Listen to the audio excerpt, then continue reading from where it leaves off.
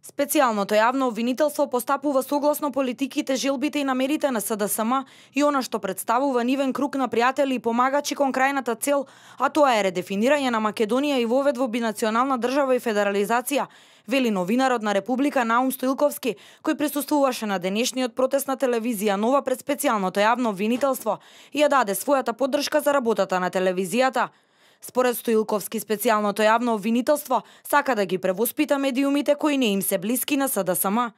Од тука и овој чекор не може да се иземе како конкретен напад врз медиумите, во кој што не е цел само Нова,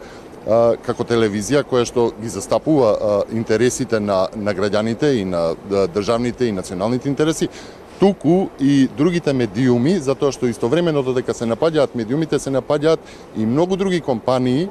кои што имаат маркетинг договори со медиумите, преку кои што, да речеме, и медиумите се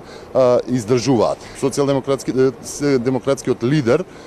ги најави медиумите како негови најголеми политички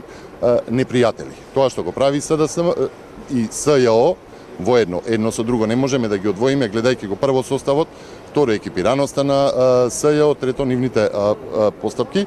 е отворање простор наместо овие медиуми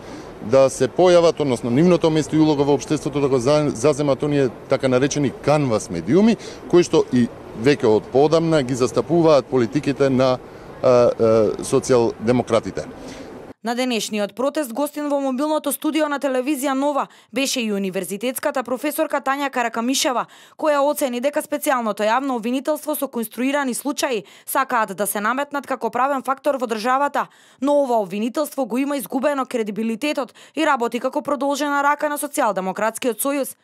Во случајот Трус против сопственикот на телевизија Нова се прекршени многу законски норми и се направени сериозни пропусти во самата постапка. И токму затоа произлезе вчерашното барање на државниот обвинител Марко Зврлевски за заштитата на законитоста пред Врховниот суд, вели Каракамишева.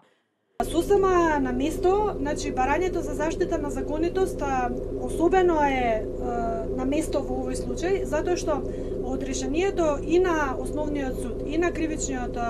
суд, односно во Апелациониот суд, се виде дека фактички е повредена постапката во два момента. Прво, е донесено решение без докази, без цврсти докази дека постои одредено